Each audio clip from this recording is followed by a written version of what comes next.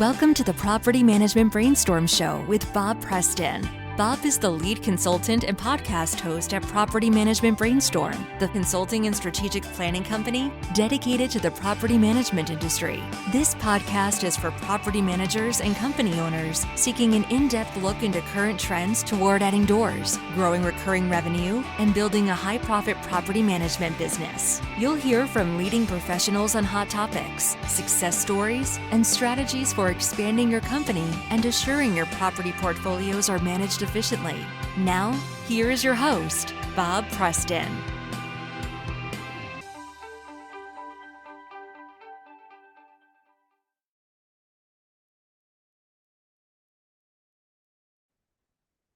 Hello, brainstormers, and welcome to the show. I've met many property managers all over the country during my time in the property management industry. I've known AJ Shepard for the last few years, mainly from our involvement in the NARPM organization.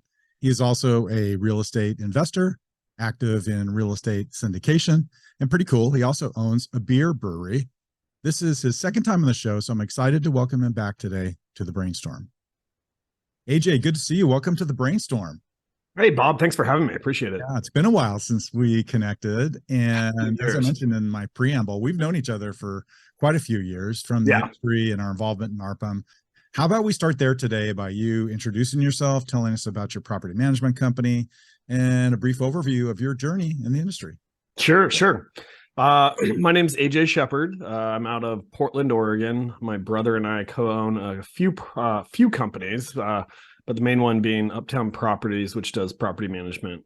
We also do syndication, where we purchase apartment units and use the property management company to add value to those.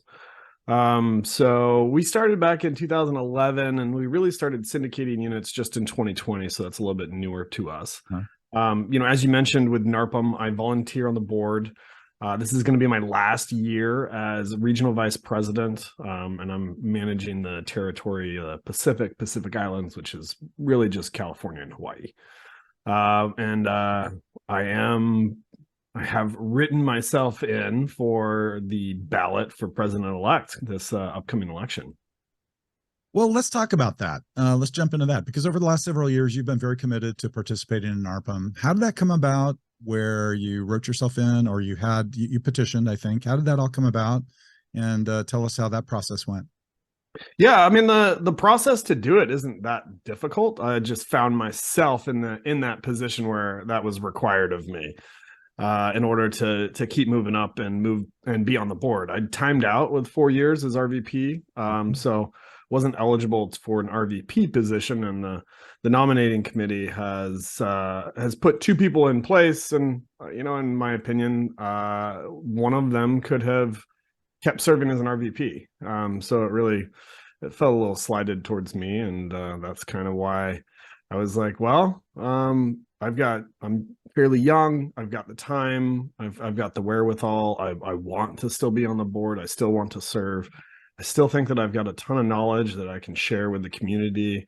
I believe that I've got great leadership skills, as seen by the companies that we run.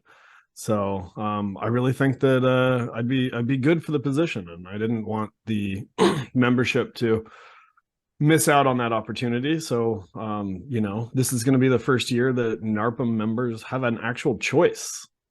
They get to choose. It's never happened before, has it? No, this is the first time. Okay. And there's been a lot of new things that have come up of oh, wait a minute, we've got to figure this out. So hey, definitely paving the way. There's an undercurrent out there in the market and among membership that's kind of this, reform NARPM thing. You've probably heard that, right? Amongst members. Is that a legitimate opinion? And what do you think needs to change in NARPM? Nominating committee is now public of who serves on it. When we did the interviews, we actually, instead of just black boxes, we actually could see people's faces, which was a lot more welcoming and less intimidating when doing the interviews. And the cloak and dagger thing, that was So I mean, they've definitely, NARPM has heard some of those concerns and then tried to address them as best as possible. But I mean, I'm sure there's probably still more concerns. I guess kind of being on the board, you learn too that unfortunately you just can't please everyone. I mean, Sure. as a company owner, like you have a certain type of client and you kind of don't want the clients that you don't want because they take up a lot of time. It just doesn't fit your business. They have somewhat different expectations. And I feel that kind of is, representative within NARPM as well. Is like, hopefully we're trying to please 95 to 98% of everyone and add value and provide, education, great networking opportunities. Like that's really the goal. On the grand scheme of things too, like I go to other conferences and other networks, and NARPM is a huge value. Like I can't believe how low our prices are for everything. Sure. So, I attend other conferences and other organizations that cost $5,000 a year, or Right. $2,000 or $3,000 a conference, and I'm happy to go pay those. But when I hear sometimes, people saying like NARPM doesn't provide any value, I'm like, it's like the lowest cost organization out there that I know of. Okay, so what would you like to see change within NARPM? Do you have a short list of things that you think? I mean, maybe it's not reform NARPM, but there have to be things that change in any organization. What do you see within NARPM? Yeah, so I mean, Bob, you've been involved with the strategic plan. Like, Yep. I fully believe that, like, serving in a position, it's not. Yes, I do have an opinion, but it's the organization that and the board comes out with one voice. And so it's really, where does the organization want to go? And yeah, my opinions on that maybe not slightly, I mean, like maybe in line or slightly different on some cases. But what I think is really important is to listen to the members and find out where they want to go. And I think Sure. the opportunity is like in the prep work for the strategic plan. There's probably a lot of members out there that haven't even looked at the strategic plan, but that is a roadmap for what the organization is going to accomplish over the course of 2 years. And so this strategic plan that's coming up in September is a rewrite. Last year was just a review. So one of the things that we got into the strategic plan last year on the rewrite was peer-to-peer networking groups. And I was one of the ones that presented on that. But essentially, it's small group masterminds. So I'm super excited to see that come out. It's elective. It may be like $100 for a member. I haven't written. I'm not the one in charge of the white paper, but it would allow for the opportunity that NARPM has is the ability to connect people across coast to coast. Absolutely. That's one of the biggest values, actually. Exactly. And learning, and because you feel free to talk amongst those people because that they're not competition. So you have this, like, you have your local chapters, and I was super impressed with a lot of local chapters that are, willing to educate and give information, tell all the things that they do. But then as you meet people from coast to coast, it's just amplified. The level of sharing goes up. Sure. So I'm excited that NARPM is they've got a white paper for that. I'm hoping that they continue to include that in the strategic plan. But really that prep work and understanding what it is that NARPM wants to do and getting the right stuff on the strategic plan and making sure that it's goal oriented. There's a lot of times that I've seen where it's like review this or review that. And I'm sure, working in a company, like your employees, they want how do you determine whether it actually gets done or not? Yeah. What's the end game, right? Where is it headed? What's the end game? What are we trying? Yeah. I mean, like anybody can say, oh yeah, I reviewed that idea. Well, what did you actually do? I mean, so like, having specific outcomes on it, I think is pretty important too. Yeah. So, I sat on the board myself. I mean, I think there are people who think it's this mysterious group that meets privately, but actually, a NARPM member can ask to attend board meetings, right? As I remember. Yes. Yep. And sometimes the board will have members attend too. Yeah, like ask there to be at-large members that come and sit in on a meeting. Yeah, and typically the strategic plan will have four people that are just normal members because they want to hear from these other people on where the organization could go, should go, what other opportunities are there. I mean, we're kind of only at that planning meeting, it's only as good as the idea is at the time. And sometimes you need some more people with more experience to be more creative. Yeah, and they last for 2 years, right? And then I think there's a refresh every year. So yeah. And honestly, I mean, that's kind of like one of the things in the short interim that, like, if I don't get elected, I'm not invited to that meeting. I no longer get to help shape the direction of where NARPM's going or hold the people accountable for actually performing those tasks. I believe that staff's compensation is tied to that plan and performing on it. So making sure that those actions in there are doable and of a high level and are going to provide a lot of value is pretty important. Hey, that was really good information. Thanks for giving us the update. Yeah. And good luck in the election. Thank you. Appreciate it. Let's August 28th, and it's coming right up. Yeah, remind us when it is, right? So we can. So it's August 28th. It'll open up at 8 a.m. Eastern. There'll be a reminder that goes out on August 29th, and then the polls close at 5 p.m. on Pacific time, so 2 p.m. Hawaii time. Wow. On Tuesday the 29th. So there's literally 2 days. Obviously, I'm going to be sharing the link on social media come those days for sure. But it's and honestly, even being on the board, and I apologize for this, I never even looked to see how many people have voted in the past. It was just kind of an assumption. It's like it was a formality, right? Yeah. Like they rubber stamp. I mean, whether I vote or not, it's not going to make a difference. And on top of that, like they don't need my voice to say that, like, yes, check that box. You're right. So I think getting the word out that this year is different than any other year is really what I've been trying to do or hoping to try to do. Well, that's fantastic, and good luck next week. So thanks. Let's get on to the topic of today. So one of the buzzwords we hear these days, it's all over the news, right? It's pretty much pops up in all industries, but also has a play in the property management industry, is the term artificial intelligence. Okay. AI, if you will. Right. Yeah. Terminators. Yeah, that's right. So when you think of AI and its application in property management, what are we really talking about here, and how would you define it? I think AI is really a tool that's being used, and it's kind of hard, right? Like you've got these websites that you can go to. They're called AI websites, but you still have to manually input, and then you manually get an output, and then you go use it. Mm-hmm. Significantly a lot of different ones. You get like OpenDALL-E, ChatGPT for like the big ones, and then there's all these other ones popping up.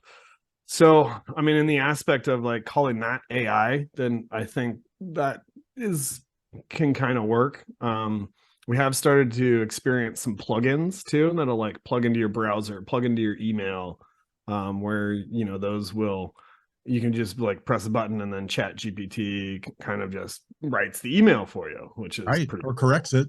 Or corrects it, or like I find that handy sometimes, actually. So I think that there's going to be a progression of AI. Like they've opened this up to the public of like, all right, we're going to let you guys put in all your crazy prompts, and it's going to learn a lot of stuff and learn what you're thinking and how to deal with you. And so I think we are down that road.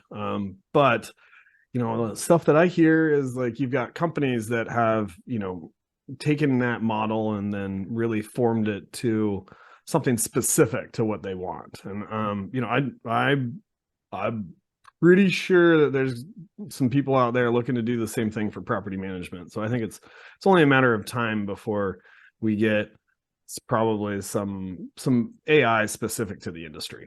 Absolutely. Is it synonymous with automation, or are the two terms different?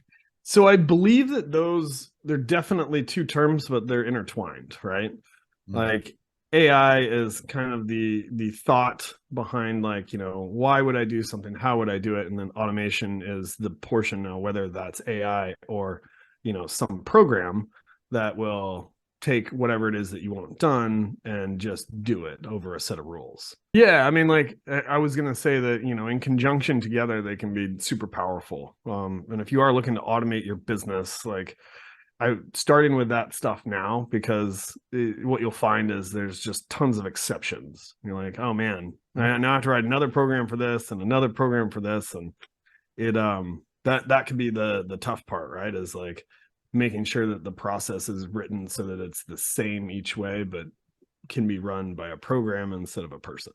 Well, that's right. I think that's the difference, right? You mentioned it earlier that AI, I think, implies that there's some sort of machine learning that improves over time, whereas some forms of automation, I think the most basic one is probably the auto attendant when the phone rings, right? And your phone answers it. So if you press 1, you're going to go to this person. If you press 2, sort of all these if-then rules, but that's all been programmed by a human. That's not really, computer learning or intelligent learning. And the cool thing now is, and one of the powerful things about ChatGPT is it can program. So if it's directed in the right way, it can program stuff. I mean, I recently used it. I had another colleague of mine saying, hey, we're converting our CRM over, and I've got this column of phone numbers, and some of them have dashes, some of them have parentheses, some of them have spaces, some of them have commas, and I need to get them all in the same format. 30,000 lines. And it's like, well, I know Excel can write a formula. I don't know how to write that. Yeah. So I asked ChatGPT, and like within 5 minutes, I had a correct formula to paste in there to get it all in the same format. Oh, that's interesting. Yeah, it's crazy. That was one of the, like, when one of the light bulbs went off in my head, like kind of a few months ago, of like, oh man, this thing's actually powerful. Sure. Okay, so our business, property management, has lots of routine tasks, right? Lease agreements, rent collection, maintenance, facilitation. I could go on and on. Is that mainly what we're talking about, right? At least right now at this stage for AI and property management? Unfortunately, I don't even know if we're there yet. Yeah. Right? Like, there's negotiation that comes with leases. I'm sure that most people are like, I'm not changing the terms of my lease, but there's a lot of forms that need to be filled out. We have not gotten to that point. I've gotten remote team members doing that, which I will, I probably believe that, anything that a remote team member can do, I mean, AI is definitely coming there first, right? But yeah, we've implemented ChatGPT, with email checking, editing, about listings, property management listings. We do it in maintenance troubleshooting. What I found is, like, some of our remote team members, aren't necessarily familiar with the type and level of construction that's over here. Whereas ChatGPT will spit out all the troubleshooting items that need to be done. So our troubleshooting has definitely improved, where we're getting work orders cleared off before we even have to send a handyman over. When you own the units yourself, you're like, that's pretty sweet. I like that. But yeah, I think that AI is definitely getting towards that arena where you can have it put a lease together. I did talk with another NARPM member, and he's actually gotten the utilization of Adobe Power Forms to do lease renewals 100% automated. Wow. So he's got, the form, the tenant will fill out the form. They'll tell, like, what they're willing to pay for a lease renewal. And then it'll kick back out. I'll go do the clumps. It'll go kick it back to them and say, this is what we can offer you. You can either say yes or no. If they say yes, then it goes, they fill out the form again, and it goes into Adobe Power Form, and then it automatically just gets sent out to them. And I'm like, oh, wow, that's awesome. That is really awesome. Makes me a little nervous from the legality point of view and the possible risk management. But I think the point is, it gives you a starting point. That's when I've used GPT, is that, okay, let's ask a basic question. It gives you kind of a starting point for your content or creative. Yeah.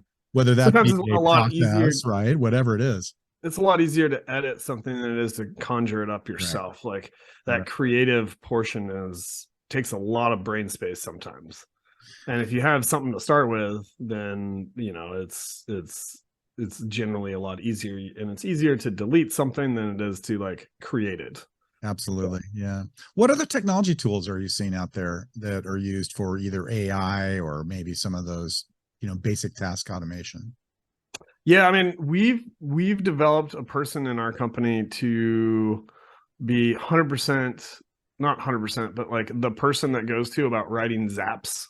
So like anyone in our company can come to them and say, "Hey, I think this can be automated. Can you help me write a zap for it?" Okay. And so it's Zapier, and that is it's kind of the glue that connects, whatever programs together. So if the program has an open API, then the Zap can take fields or data from one thing and use that to do something else. So, like with our evictions, we have, the standard like eviction letter and all that sort of stuff. And we use Lob. And so it goes, the Zap takes it from the batch list of people that we need to send to evictions, and then it gets sent. Zapier sends it over to Lob, it emails them, we put everything on the tenant portal. We have to do that manually because Appfolio, Right. but yeah, it's a process that happens, and we're not stuffing envelopes because of it, and it's written the exact same way every time because of the template. So that's pretty cool. Yeah, it's interesting. Everybody has a tech stack in this industry that could be 5, 6, 7, sometimes 10 or more applications. And some of the things like you mentioned, like Zapier, is trying to be the glue between, or the interface between, these different applications that are on disparate platforms. Yeah, and I think that where we're going to see things go is, instead of like Zapier being that glue, is that AI is going to be able to be that glue. Right. I mean, like currently, like it's really hard to ask AI to do something, but you can ask it information on how to do something. Mm-hmm. And once that kind of next step comes of like, "Hey, can you do this?" Then it's going to be an interesting step. And I think there's a lot of people wary of taking that step too, just because of the implications of Terminator. Yes, absolutely. All right. What about higher level company thinking, right? Predictive analysis and decision making, things like that need to be analyzed and reviewed, and decisions at the management level, maybe, I don't know, rent trends, occupancy rates, market data. Are you seeing that? Are you using it? Is it helpful in making informed decisions and allocating the resources for a property management company? You know, I don't know that I've thought to use it a lot that way. I understood that it didn't have access to the internet and all the data was old. So thinking about analysis and data that it's not up to date, I would be a little wary of. Mm-hmm. I will say that like for higher level stuff, we've definitely had it create scorecards, create job positions, had it kind of, give us ideas on where to go with that sort of stuff. So that's been helpful. KPIs, maybe? What's that? KPIs? I don't know if we've done that or not. My operations manager's in charge of the KPIs. Okay. We've had those the same for quite some time. So I don't know that but maybe the individual KPIs for the team member. Sure, That might be the case. Okay. Yeah, I mean, you hear the term big data thrown around, and I'm not sure if we're there yet in our industry, but it's coming, right? And that'll be I mean, like I think that you've got websites that are using it, right? Like, I mean, we use Rent-A-Meter to go find comps and stuff, and like Zillow and Rent-A-Meter have got to be using some sort of technology to do all those comparisons. So I mean, I think it's there, but sometimes it's just running in the background where we don't necessarily know how it works. Yep, absolutely. All right. So property management is in many ways a people business. You have tenants, you have owners, you have vendors, you have a lot of stakeholders involved. You have your staff. All of us in this industry are always looking for ways to streamline and efficiencies. Well-programmed chatbots, awesome, for example. But sometimes, I mean, even I get irritated and annoyed when I'm all I want to know is where to go and who to talk to, and the chatbot like sends me in some weird direction. So, I mean, I guess, is there a risk in AI of losing that personal touch and the human interaction? Yeah, I think so. And I think that's really kind of like up to the business owner. Like, what sort of company do you want to run? Yeah. You know, there's two ends of the spectrum. One of like the super high touch, high human interaction, and then super low, super efficient. And you know, there's two. So I think it's really comes down to like, what sort of company do you want to run? We're I've always like wanted to have that person that picks up the phone and not have the Ring Central auto thing, but we've just never been able to like staff it. It just ends up being costing too much money for us, and I don't know. It's hard to say like where someone should go with that. I think it's definitely, you know, an analysis of, you know, what sort of fees you're charging, and, you know, is it worth it to be able to pay for that sort of thing? And as you grow and get bigger and you get a better idea of what your company is and who your company is going to serve, I think that it'll become apparent. Absolutely. I remember, you know, just walking out into our bullpen when I still had North County Property Group and just watching what was going on a daily basis. And we had a receptionist for quite some time, and the phone would ring, she'd answer, she'd transfer it, and then that person couldn't pick it up, or you know, there would be some kind of thing, oh God, well, call me back, and then the phone would ring again. It would I mean, it's like the inefficiency was just everywhere, you know. So at some point you just have to face reality that to have an efficient operation, you need to do some level of automation. I mean, that's just the way it is. Yeah. And I think that like in some aspects, tenants don't want to talk to people too. That's Like, true. Yeah, especially millennials, right? when they're like going to look at places, like generally they just want to like get the keys, get in, look at it, and like be on their merry way. And so I think that there is some opportunity to speed up those operations. So, you know, it would be nice to have automated leases be able to go out. I could see that being like a next step for us and trying to figure that out. But you know, I think adhering to those timelines with the tenants and getting the stuff to them is, you know, screening quickly. Like that was one thing we found very early on, is like the quicker we can screen and give them an approved decision, like getting other properties out of the queue faster is going to, you know, make our workload lighter in a sense over a period of time. So no kidding. And you're also collecting property management fees faster and collecting rent for the owner faster, right? If you can screen and make a decision and get someone in the property. Yeah. All right. This is kind of a parallel industry, parallel technology, but it kind of overlap. What about smart homes? And, you know, it's kind of referred to as the Internet of Things, right? Where you have this level of automation and intelligence in the household. I can see that being a play over the course of time, because in property management, if you have a home that's dialed in, it could really be significant cost savings. What are you seeing out there? Are you seeing this starting to take hold? Yeah, I mean, I think development of new units. I mean, go talk to the guys that are doing the build to rent, and I think that they'll have a better answer. But my kind of assumption and like limited research into it is that there's no standard right now. So, like, you've got your USB ports on your computer, right? Like, I've got this mic plugged in, I've got my video camera plugged in. Like, there's a standard port that my device can talk to that gets it to the computer. Like right now, it doesn't seem like any of the devices that work within your home as a smart home, unless you buy the entire system together, that someone's selling it as a package. But it doesn't seem like there's this standard way of communicating. So, you know, Sonos might have a great music option, but I can't pair that with like this other light function that has LED changing lights. Sure.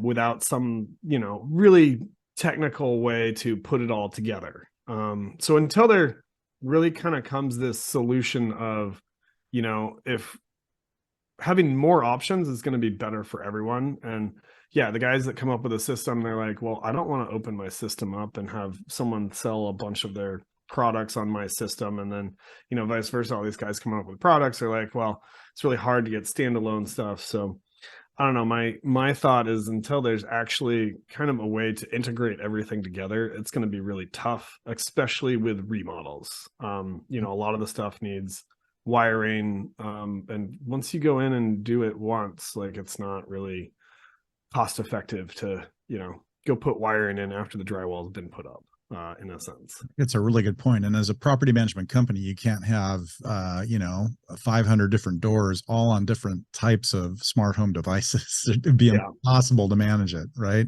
So to have that level of influence as a property manager would be kind of tough, unless, like you said, it's some sort of community that has been built to rent and, you get all the doors. Then that would be pretty cool. Yeah. Okay. I mean, when we first got into management, there was I forget the name of the company, but it's locks wirelessly connected to the network. And you could I could be in an office and I could, get on my app and it would unlock the door for someone if I needed to let a vendor in. That's right. Yeah, put a code in. I could literally just but it was all finicky, and it sure enough would not connect to the internet. So I'd try it and it wouldn't work, and then I'd have to go out there. And I mean, until there's more, I guess what I would say is seamless option that is more tried and true, I don't know that I'm going to be really pushing to put stuff in. Now at my regular home, oh sure, I'll try anything. Yeah, that's different. Yeah, for sure. Yeah, I've got a mountain home up in the snow, and so someone gets to the front door and they're, oh, shit, I forgot the key. Okay, I'll unlock it. Boom, boom, boom. Click the door. Yeah. That's pretty cool, right? Yeah. So, all right, listen, we've barely scraped the surface on this topic, but hey, for today's purposes, I think we did a pretty good job, and we can't go on. We've got some time limits here. So, AJ, what are some other thoughts that you'd like to share with our listeners in wrapping this topic up today? Yeah, if you haven't used ChatGPT, get on there, ask it a ton of questions, figure out, this is not going away. Nope. And this is only going to get better. So putting it into your processes as a check ChatGPT or utilize it. Like I said, I think our favorite thing right now is for maintenance troubleshooting. Start to use it, start to get your employees familiar with it, come up with creative ways to use it, and then share that with the rest of the organization, because it's just not going away. And the better mousetrap that we all have, the more secure we are going to be against the big people coming in and buying us all up, right? Yep, absolutely. Hey, that's great advice. And if someone wants to talk to you about NARPM or about AI or just about your syndication in general, learn more about you and your career and all that, what would be the best way to do that? Yeah. So my email is aj@uptownpm.com. You can also find me on LinkedIn. My brother and I do run the podcast, westsideinvestorsnetwork.com, WIN for short. You can find it on any Apple or Spotify podcast. And a guest on your podcast too? Yeah. So, Uptown syndication, uptownpm.com, kind of any of those. I'm pretty easily found if you want to find me. So look forward to chatting with you. Yeah, perfect. Hey, thanks again, AJ. You're a good friend, and I appreciate you being back on the show, and hope to see you, if not sooner, in Atlanta, right? Yeah, absolutely. The convention or the conference. I'll be there for sure. So, cool. All right. Thanks for being. Thanks, Bob.